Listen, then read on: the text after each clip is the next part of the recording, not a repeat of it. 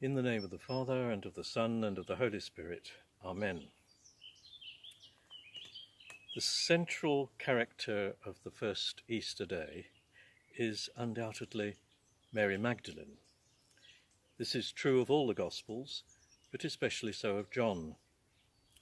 She is the first to see and recognize the risen Jesus. She is the first to take the news to the others. What do we know about Mary? We know that she came from a fishing town called Magdala on the shores of the Sea of Galilee. Magdala was on a major trade route from Syria through to the Mediterranean, and so was a pretty prosperous place. Indeed, we know that Mary was the most prominent member of a group of women who financed Jesus' travelling ministry. So there's every reason to suppose that she was pretty well off. And we know that ever since he delivered her from evil spirits, she was particularly close to Jesus. There's also been a lot of fake news about Mary. The medieval church really couldn't cope with the idea of a prosperous businesswoman being one of Jesus' closest associates. And so Mary Magdalene became conflated with the sinful woman who anoints Jesus' feet in Luke chapter 7. It's more or less now agreed by everyone that there is absolutely no justification for this. It's not surprising that early on the morning of the third day after the crucifixion, it was Mary who went first to the tomb where the body of Jesus had been laid by the kindness of Joseph of Arimathea. But the body of Jesus has disappeared. Mary panics. She is distraught. This is simply the last straw. Not only has Jesus been put to death as a criminal after a show trial, but now she can't even perform the necessary burial rites.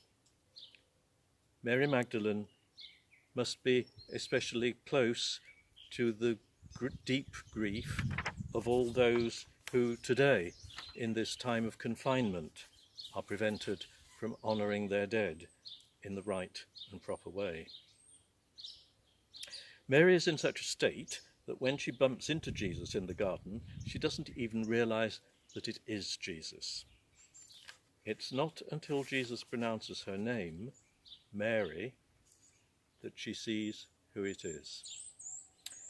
That one word, Mary, is one of the most profound and moving moments in the Bible.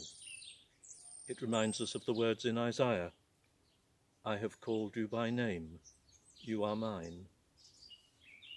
That one word of naming, of re-establishing the relationship between Mary and Jesus, is enough to unlock a completely hopeless situation, to transform Mary's desperate grief into an upsurge of indescribable joy. And Jesus gives Mary the extraordinary commission to go and tell the apostles that he is alive again, that she has seen him and spoken with him. So Mary becomes the first witness of the resurrection, the one who tells the rest of the apostles that something amazing has happened. Mary is sent by Jesus, and so very often she's called the apostle to the apostles. Meanwhile, the powers that be thought that they had dealt with the Jesus problem. They thought they had snuffed out the dangerous and unpredictable Jesus movement, nipping it in the bud. But no, from its first beginnings on the Easter morning, the Jesus movement has got out again, and like a virus, it starts multiplying and multiplying until it comes to infect the whole civilized world.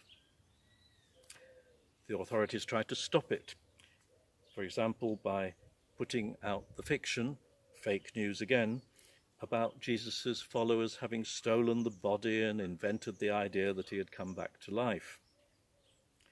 The authorities, both religious and political, tried to suppress the Jesus movement by lies and by violence, but nothing worked.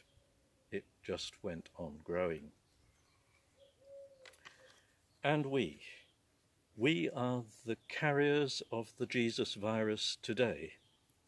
It's up to us to pass it on and not to keep it confined within our churches, to pass the message on to a confused and cynical world which often doesn't seem to believe in anything very much. So, to pass on the Easter message. Well, the message that it is always worth standing up for what is right, because even if the cause of right seems to be defeated, the triumph of evil never lasts forever.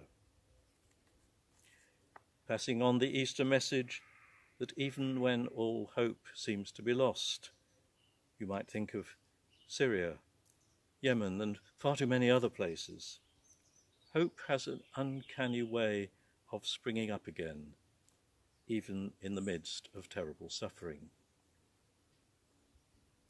The Easter message that the downtrodden and the undervalued, the despised and the rejected, the weak and the failures, are especially close to the God who casts down the mighty from their thrones and exalts the humble and meek.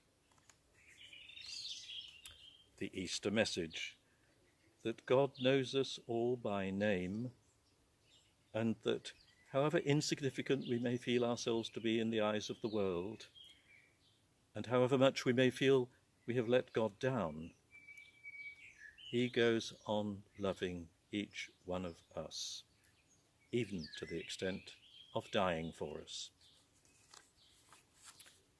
The Easter message that, as with Mary Magdalene, he calls each one of us by name and waits patiently for us to recognize his voice and respond in love to the one who has loved us since before we were born. In the name of God, Father, Son, and Holy Spirit. Amen.